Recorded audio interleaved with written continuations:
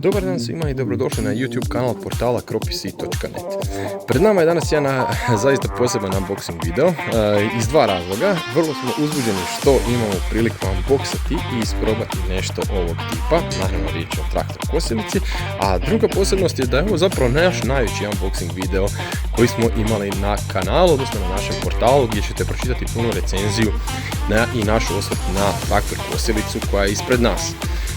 Mislim da svi već znamo ovaj brand Smartwood Pro iz Pevexa. Riječ je o traktor kosilici koja, evo, ovako na prvu izgleda vrlo atraktivno, vrlo privlačno, posebno ovoj crnoj boji zaista nešto moćno ima u njoj. Kada kupite traktor kosilicu, ona stiže na paleti i u kutiji. Mi smo zbog logističkih razloga morali maknuti i paletu i kutiju, ali u principu kada skinete kosilicu sa palete, dočekuje vas ovaj prizor.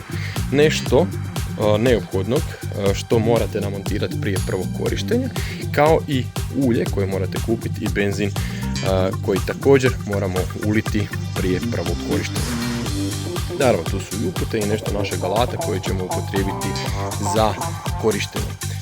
Prije nego što vam pokažemo traktor kosilicu u sastavljenom izdanju, malo ćemo je ovako pogledati izvana. Izgleda vrlo atraktivno, vrlo lijepo i izrađena je vrlo kvalitetno. Riječ je o traktor kosilici oznake TTM 2108SH, a posebno je po tome što ju pogoni Loncinov motor od čak 635 kubika i koji isporučuje nešto preko 10 kW snage. Naravno, riječ je o četverotaktnom motoru, a ovdje je jasno naznačeno da prije prvog korištenja nužno je uliti i ulje s kojim smo se opremili. U paketu stiže i praktična cerada kojom možete zaštititi traktor kosilicu kada je ne koristite, a ovaj model ima izbacivanje trave bočno. Mi se idemo dati na sastavljanje, a kad je sastavimo onda ćete pogledati kako izgleda traktor kosilica u punom svom sjaju. I evo je, nakon 15 minuta sastavili smo traktor kosilicu. Sav zapravo zadatak se svodi na sastavljanje branika, sprijeda i odotraga, te dodavanje točkića i montaže upravljača i sjedišta. Kosilica je praktično time spremna za rad. Potrebno je, kao što smo već jednom rekli, uliti ulje i benzin spremni za benzin, odnosno ulje u motor.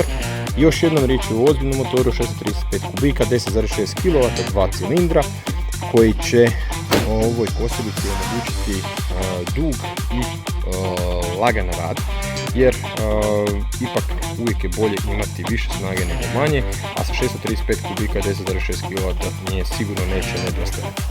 Širina kosišta je 108 cm, a pogon je hidraulični. Paljenje, evo sad ćemo ga obaviti. Potrebno je postaviti ručicu na čok i ključem zapravo uhvatimo,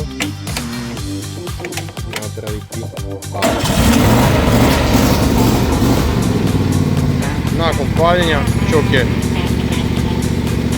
potrebno vratiti i to je to.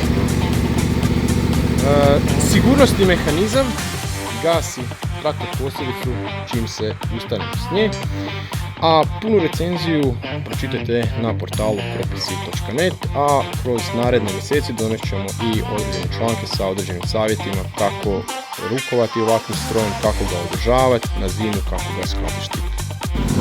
I za sam kraj obavit ćemo jednu malu košnju, čisto ćemo krenuti da vidite i kako se sam stroj pokreće. Prije početka potrebno je regulirati visinu kosišta pomicanjem ove ručice gore za višlju košnju, a spuštanjem za nižu. Vrlo jednostavno, podižem i spuštanjem, podiže se i spuštaju sami noževi. Paljenje smo već obavili, to smo vidjeli, a za sam start potrebno je još povući i mehanizam uključivanja košnje. Sad se upravo košnja aktivirala, a brzinu košnje možemo regulirati sa ovom papučicom. Mi ćemo sad za početak smanjiti I to je to, dovoljno je pritisnuti gas i uživati u vožnji. Pokušeni materijal se izbacuje sa strane. I to je to, još jednom punu recenziju kao i druge članke pročitajte na portalu kropicsi.net. Lijep pozdrav svima!